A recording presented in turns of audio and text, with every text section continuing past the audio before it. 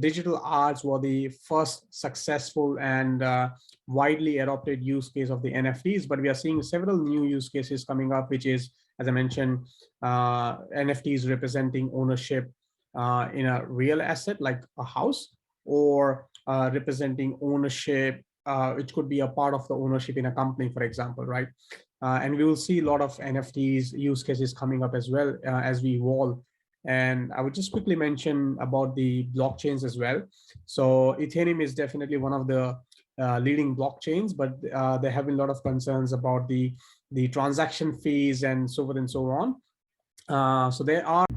Yo, this is Christian D. Evans with Journey with Christian D. Evans podcast. Guys, thank you so much for tuning in and listening to our amazing podcast. This is where we reveal the top 1% of business concepts and systems and processes to scale 8 and 9 figure businesses. We interview top level 8 and 9 figure CEOs, business owners, and amazing TEDx speakers like David Meltzer. We got Nick Cavuto, Pascal Bachman, and so many others. And if you feel like this resonates with you, please share this with your friend, your family, and make sure you impact them as well, because we're trying to spread the message on those that do not know how to scale 8, 9 figure businesses and talking higher level business concepts. So guys, remember, enjoy the episode and be uncommon if you can.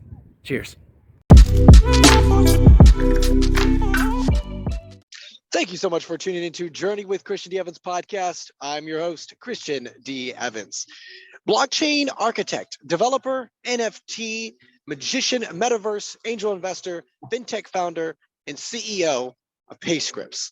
This individual, why I want to have him on is because we see the cryptocurrency, blockchain, NFT huge right now. And if you are not leveraging this, implementing this, and integrating this into the online payment system that you guys have established, you are missing out almost 28% of transactions. And that's the reason why my next guest, Nadeem Shaikh. How you doing, my man?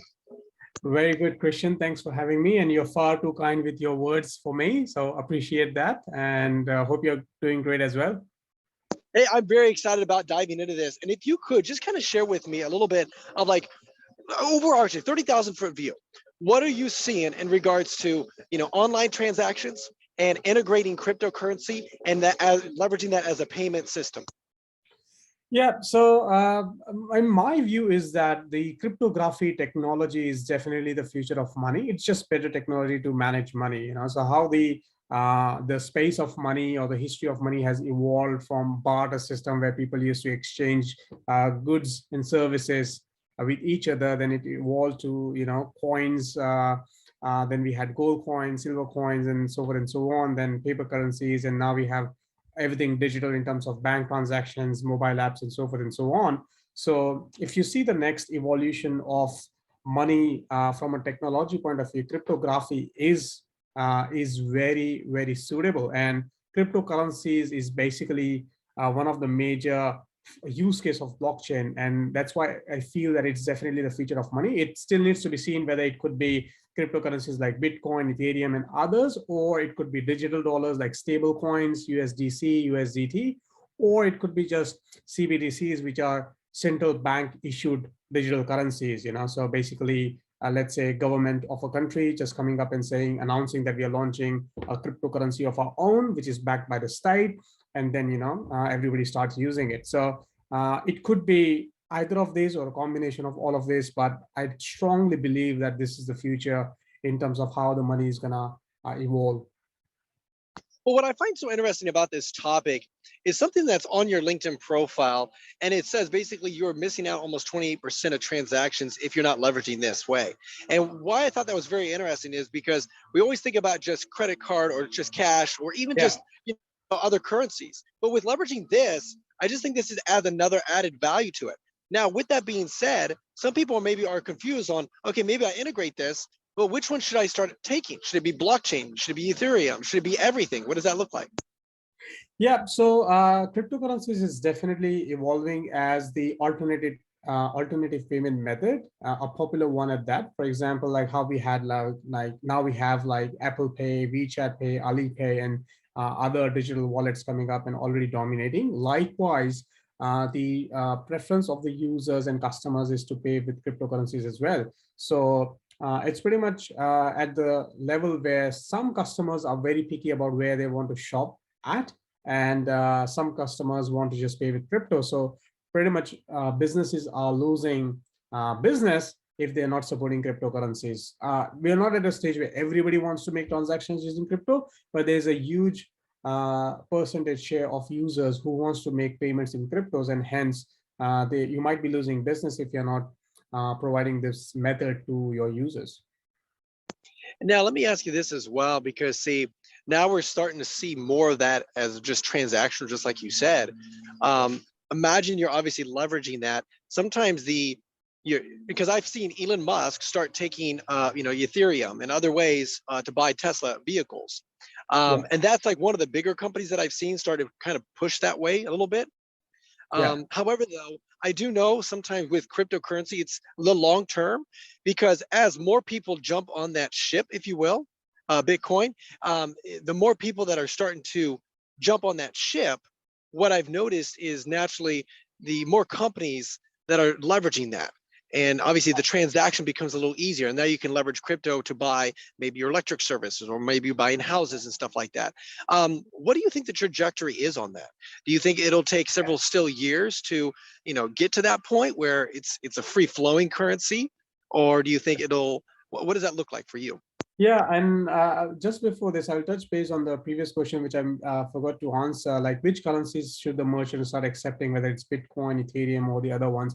My suggestion would be to at least start accepting stablecoin. So stablecoin is something which doesn't fluctuate in value or isn't volatile. The best ones out there are like USDC and USDT. And again, there are others as well, but these are the most popular ones. Is PUSD as well. So the value of this stablecoin is always pegged to the US dollar, so they're not volatile. So like everything else, you basically start by tipping your toes. So if you're too concerned about the volatility of Bitcoin, Ethereum, and all of that, you can start. And obviously, with the current market, there is a huge bear market, and the crypto market has crashed. So people, merchants might feel a bit hesitant to start accepting Bitcoin, but they can always start with a stable coin where they can just redeem it locally in their currencies at a like a practically stable price point.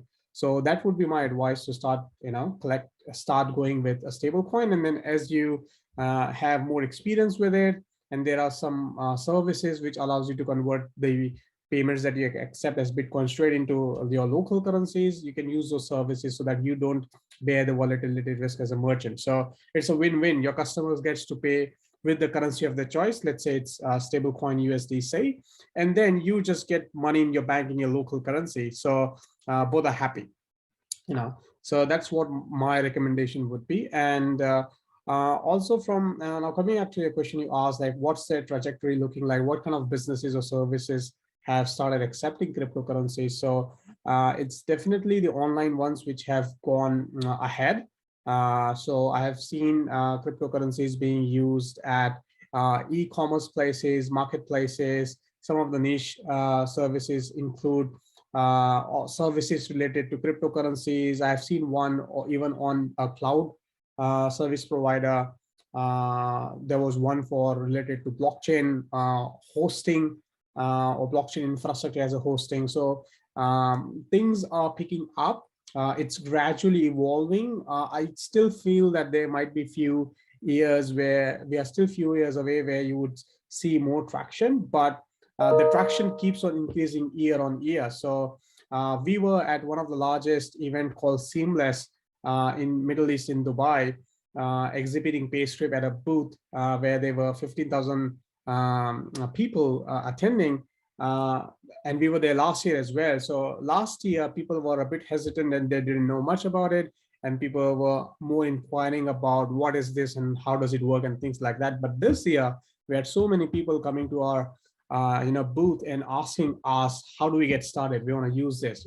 We have e-commerce store, we have an online store, we have a physical store, we have a shop.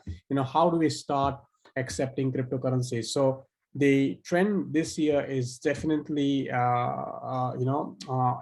higher in terms of adoption, and I feel that it's just going to keep on increasing year on year. And one industry that I feel is very relevant for this payment system is tourists. People who travel a lot. So for example, I flew in from Australia to Dubai. So I had to convert my Australian dollars into dirhams for the transaction and so forth and so on. And there is a lot of FX charges involved. And there are other, cross-border or international card payments charges and all of those different kinds of payments and charges involved. But with a global currency and a cryptocurrency, the transaction costs are much less. So it's easier for me and cheaper for me to just use the cryptocurrency if I'm traveling a lot, because that just reduces my cost of the transactions and also the time. Well, see, what I find so interesting is the trajectory of what that looks like in regards to timeline, because I do know that as more companies almost solidify that it's by integrating that into their own payment processing system, then it almost becomes more stabilized, right? It's that, okay, this is becoming very real, very realistic. And then as well as, like you said, the transactional aspect behind it. And that's one of the things that I'm always finding very interesting. Now, I know that your company has been featured at Seamless, and I wanted to talk a little bit about this because I thought that was really awesome to see that massive trajectory and as well as massive opportunity. What are like those steps to help someone start integrating that? But also, when you have this crypto, do you sit on it? Is it an asset, or is it more of, hey, it's more transactional, like you said, and saying, hey, I can leverage this and start investing it with other things, and maybe I guess my thing is when you have money, everybody loves to take money, right? It's a concept. But when you have crypto, not everybody's there yet in their head.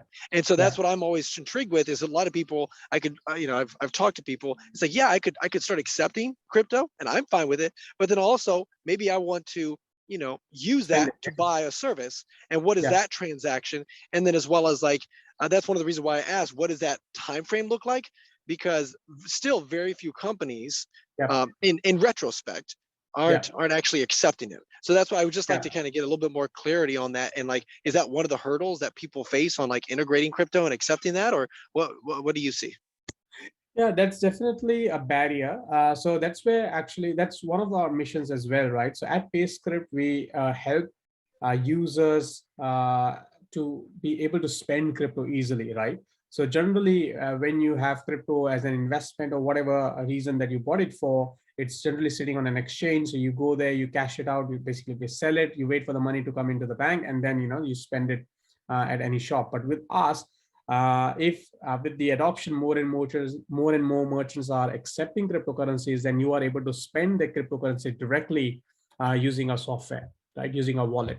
You can use any wallet as well, but also there is an adoption required. Now that's where we come in as well, wherein we are helping merchants to start accepting cryptocurrencies easily. So merchants who have never heard of crypto, or they don't know how it all works, all they got to do is just sign up on Payscript. We create wallets for them, and then we have easy to use softwares like a software point of sale, which is an app, or we have an online payment link, very similar to how traditional payment systems work, but for crypto. So we provide these easy to use tools wherein they can start creating payment links or use a mobile app for starting to accept cryptocurrencies easily, and the customers can then pay them, and they can start on a journey of learning of what to do with it. For example, you can go on an exchange and sell it. Down the line, we would eventually allow merchants to cash it out in the local currency, starting by one jurisdiction at a time. We are planning to start it with Australia first. So then merchants would not have to go to a separate platform to sell it. When they accept a cryptocurrency in our platform, they would be able to just cash it out in the bank using some configuration directly with us. So that's where the market, or that's where the ecosystem is evolving to make it seamless for users to pay with crypto and for merchants to accept crypto. Even today, there are solutions wherein you have a wallet and you have a debit card associated with your wallet, and then you are able to crypto in the wallet just using your debit card at all the places where the MasterCard or Visa is accepted, right? So you don't need to be worried about whether this cryptocurrency will be accepted somewhere else, because you can just get a card, a debit card, and soon there will be a Payscript card in the future. So you can just opt for our card in the future and then be able to spend that cryptocurrency which is accumulating. directly at all the terminals where Visa and Mastercard is accepted. So that's a big boost, and very low barrier to use cryptocurrency. So things like this are needed in order for adoption to happen, and that's what our mission is, and that's where we are trying to help. No, that makes sense, and I appreciate you sharing that. That's why I get so excited about this industry, and I like to just pivot slightly because you brought up something I want to kind of emphasize a little bit. I just was curious on what your thoughts on with like decentralizing, and I know a lot of nations aren't really accepting or embracing crypto. They're trying to, just because obviously the population is going that direction, culture is going that direction, right? Just the trajectory. However, though, I've noticed there has been some pushback. They don't know how to regulate it. It's obviously decentralized naturally. Just would like to get your perspective on, obviously, do you see that valuable for just the culture, where hey, there's not some sort of, in the United States we have the Fed that obviously kind of orchestrate the flow of money, but with this it would just be more of decentralized. Yeah. And I'd just like to get your response on that. And then obviously we'll talk a little bit more about some other NFT stuff here, but I'd love to get your response. Yeah, so I feel that this is very similar to the era of when the internet started. The information wars, they call it, when we had print media and the ecosystem was moving towards internet and online media and things like that.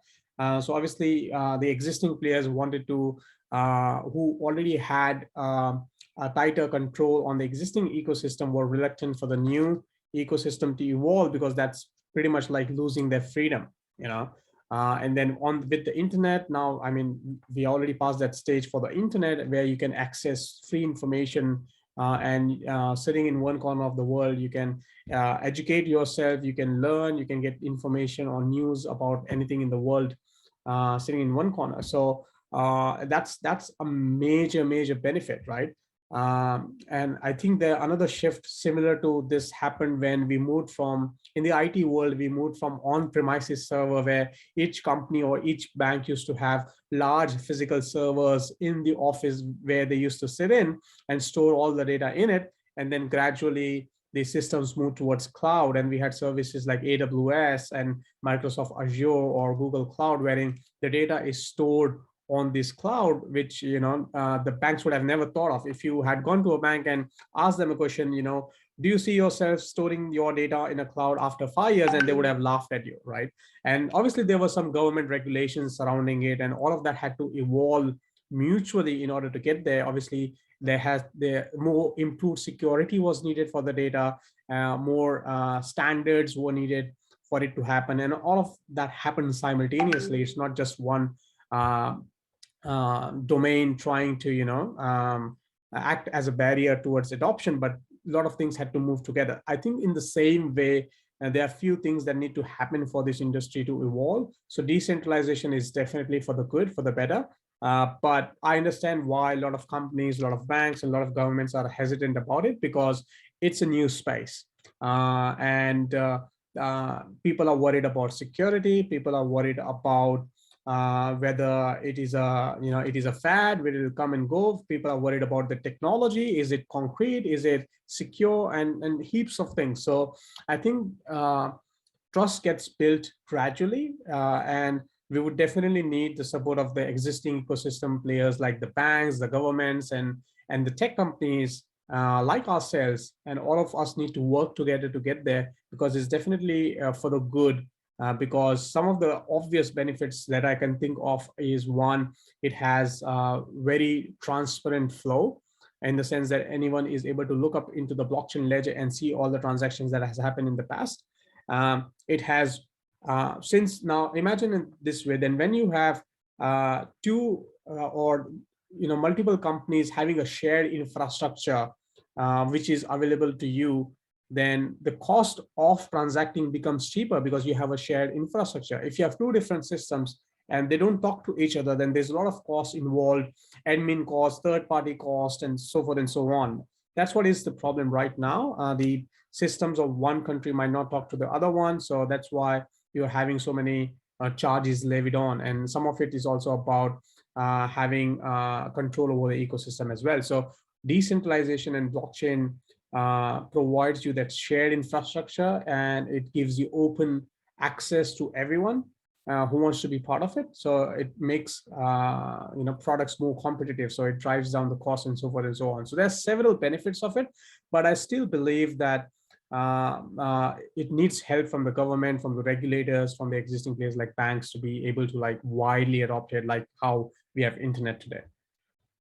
Well, what I find interesting as well is not like just like you said, the benefits of it, but also the secondary benefits. And I think that by being able to, you know, like you said, leveraging this all in one ecosystem, and obviously the more secured, the blockchain technology, the fraud will decrease because now the transactions are very streamlined and there is a ledger, right?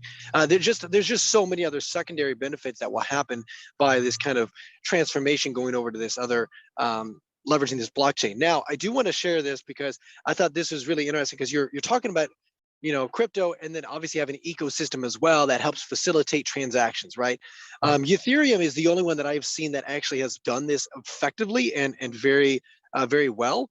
Obviously, other ones are kind of transforming into that, but they've created this NFT space, right? Yeah. Now, NFT, when people think of it, they just think of art or a token.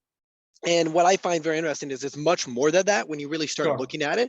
What I found very interesting is the people that have effectively used it the best is it's some sort of service, it's a product, it's something that's associated with that. But then what happens is that's transferable asset. And that's the way you got to look at it instead of just this, art, whatever. It is this transferable asset. Now, I know you're big in the NFT space because the foundation of that is that blockchain technology. First of all, just kind of help me understand a little bit like some untapped potential in the NFT space. And, for those that don't understand it fully, how to kind of leverage and say, okay, you know what, I got to start thinking about my business, my structure, and how I can play that NFT game. Yeah. So obviously, payments is one of the biggest use cases of blockchain, but there are several other blockchains of use cases, several other use cases of blockchain which are very prominent and very beneficial. So I'll take a step back and talk about Payscript here. So Payscript is basically a digital asset platform, and we help manage digital assets effectively and easily. So that includes cryptocurrencies, which is into the payment space. That includes NFTs, which are your digital assets.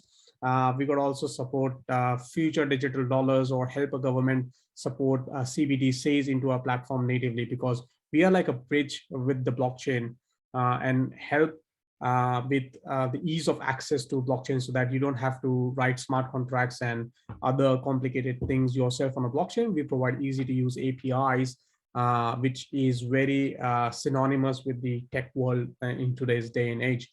Now, talking about NFTs, from what I've read and what I've learned, and there's nothing right or wrong about this, right? It's a very evolving space. So the way I consider NFTs, and this is something that I've learned myself on the internet, is NFT represents the ownership of the asset, right? This is the first time that using technology, you are able to verify the ownership of something. That something could be art, or it could be a physical asset like gold, or it could be a physical asset like a house or an office or anything, or an IP right or a trademark, whatever. Previously, we had to depend on the issuer to verify whether someone legally owns it or owns the asset or not.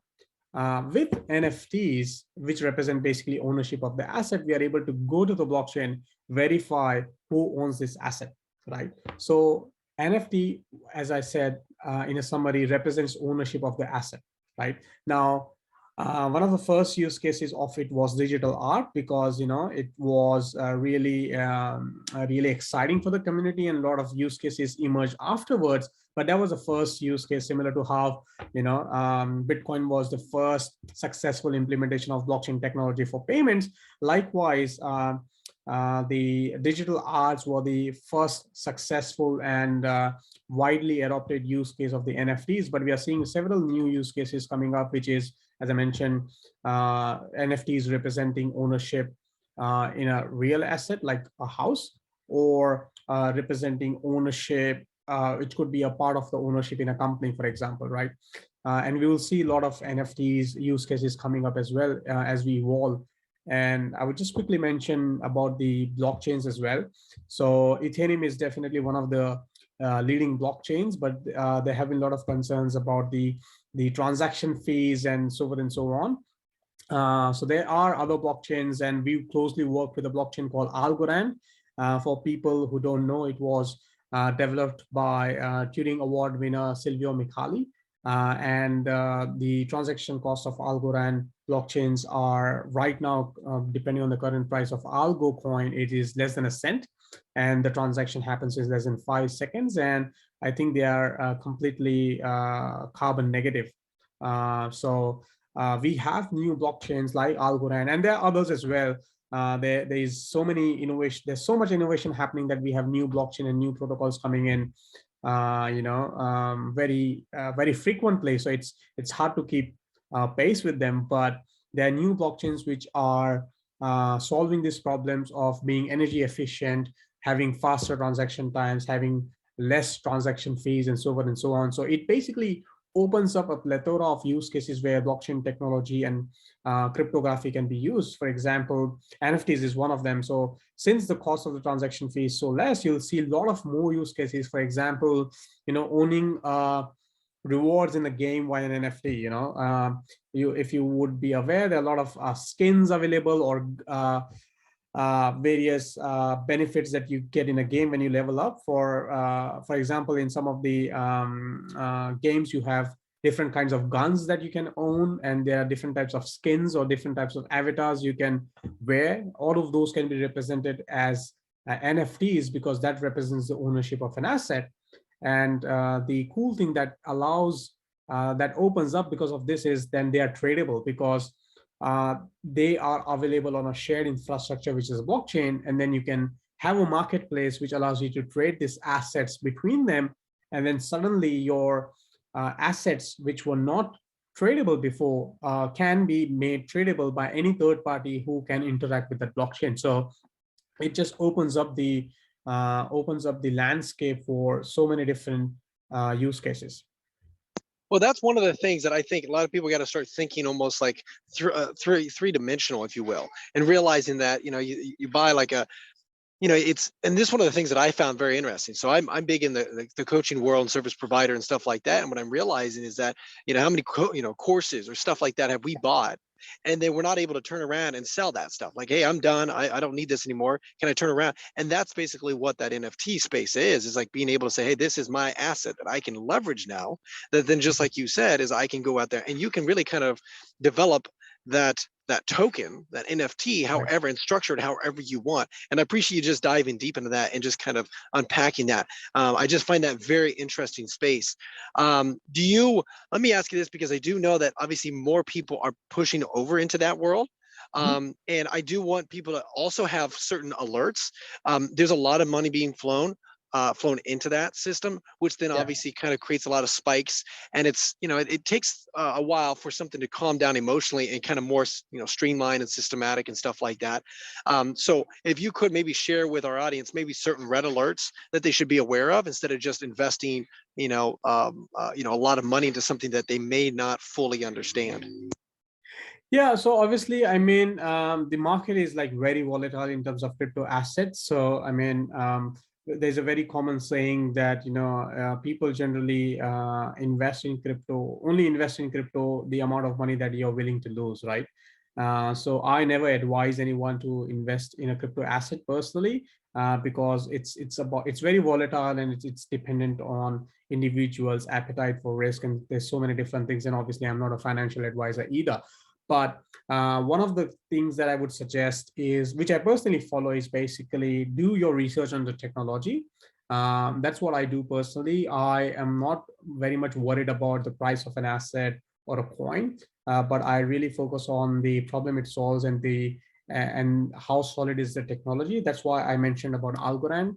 I've been researching on Algorand. I have been working with them as partners for quite some time, and their technology is rock solid. So I think research the team who is building the project. There are a lot of projects which are anonymous as well, where you don't know who the founder is. The best example of it is like Bitcoin. Nobody knows who Satoshi Nakamoto is. That obviously has more risk to it. Not saying that Bitcoin is a risk, but then there are a lot of new projects which are coming up which don't have a history of 10 years like Bitcoin has at its back. So research who the team is, research what the technology is, what's the problem they're trying to solve, and things like that. I think these are the things that people should keep in mind when they're interacting with any blockchain system.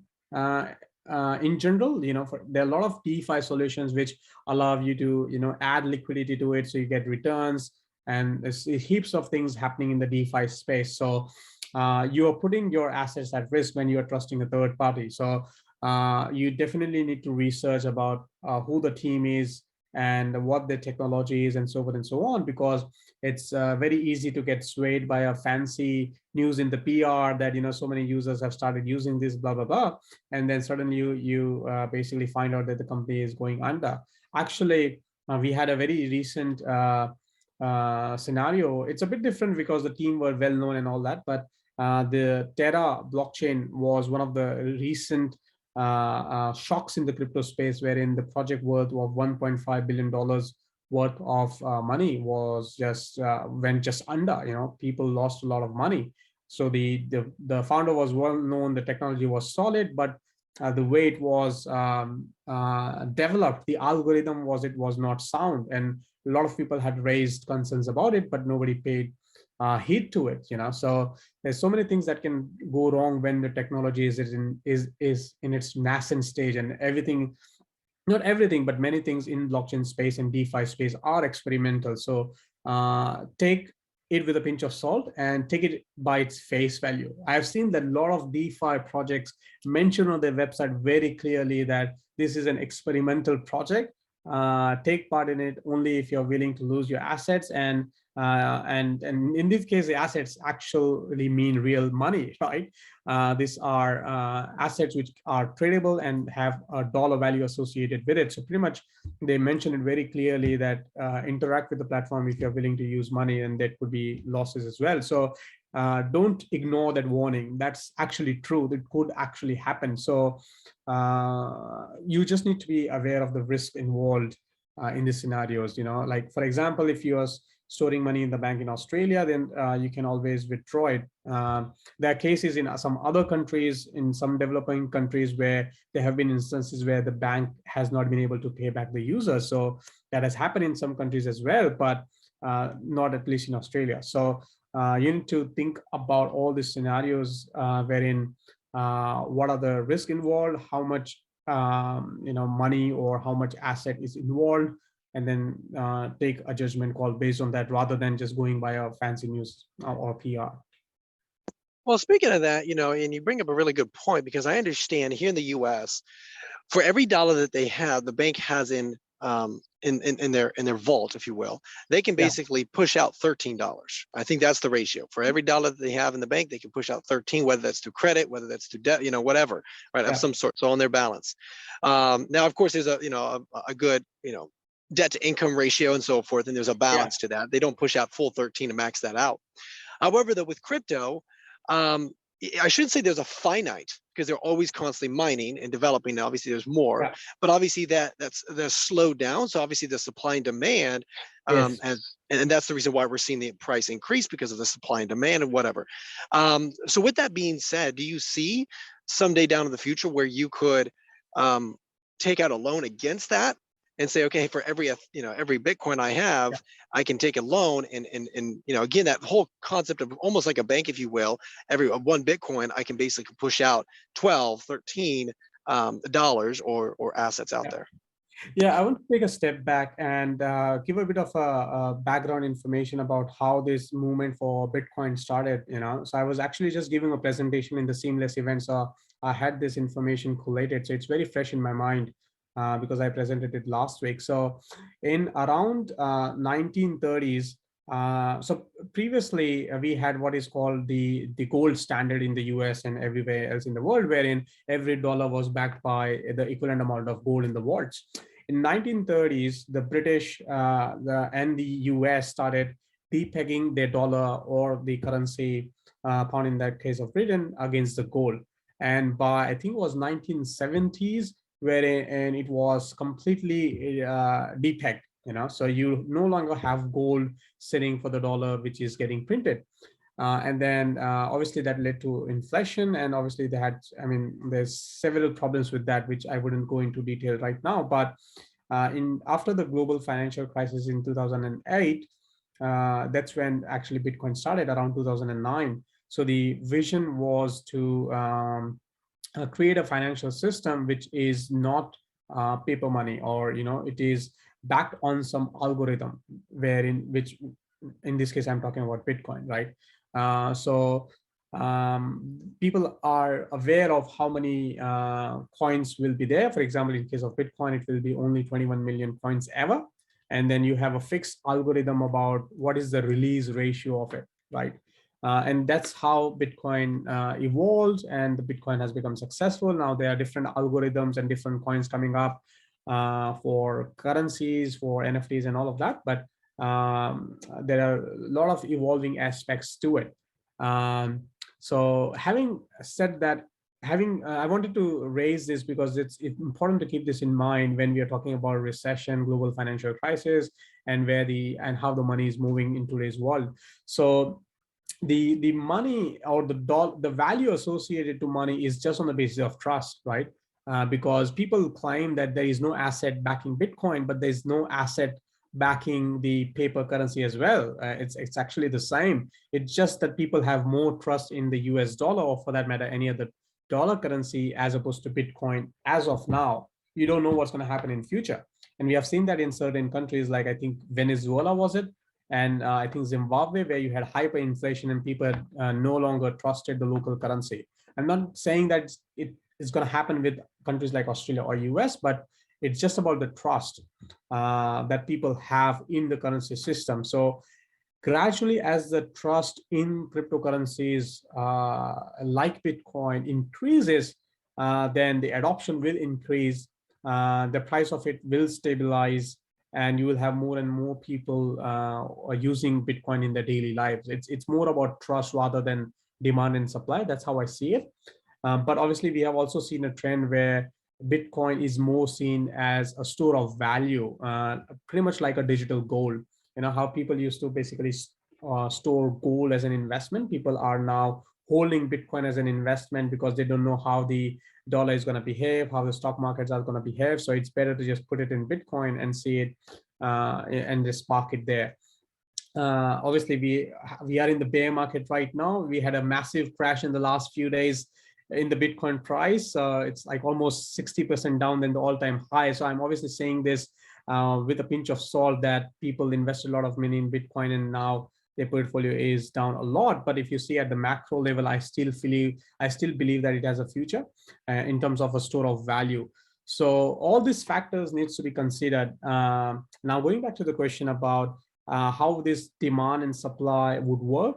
So the question that you asked about whether you can loan out Bitcoin like 13:1, Bitcoin inherently as an algorithm is not designed to work in that way, but a third party may come in and say that, for every Bitcoin, we are happy to give you a loan. For example, there are some companies which are giving out loans in exchange for your crypto. For example, two companies that come to my mind is, one is Nexo, and the other one is Celsius. Celsius also announced that they are having some troubles, and so they're blocking withdrawals for all the users. I think that's what they announced last week.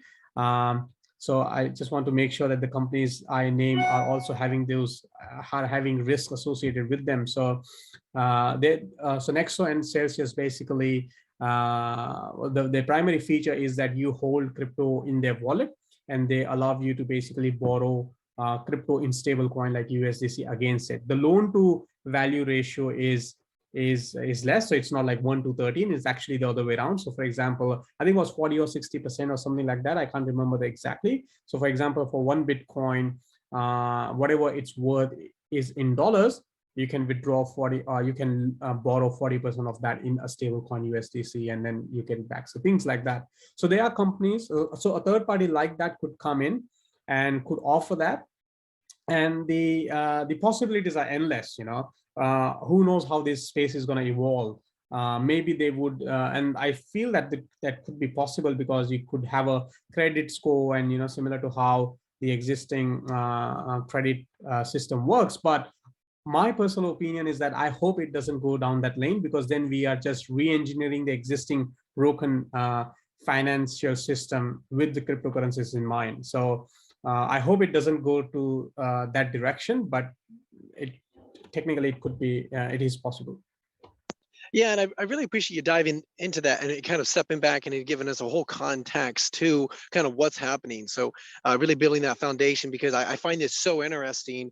And the reason why is just like you said, you can see that as an asset or this crypto as transactional as well, just like as we consume with, with dollars, but also you can have like a house that is a generating asset, right? And obviously banks and other institutions look favorably, but also like what you said, and really emphasizing this is the Fed develop the flow of the money supply and so forth. That's a third party institution, and they're the ones that determine what comes in, what goes out, the interest rates, whatever. We don't have any say in that. However, though, what I like about this is it's decentralized, which is basically nobody has access to it, and that is an algorithm that is being produced, and it's already, just like you said, the internet, nobody owns the internet. It's just there for everybody, and it's allowing us all to profit and develop and produce results off of.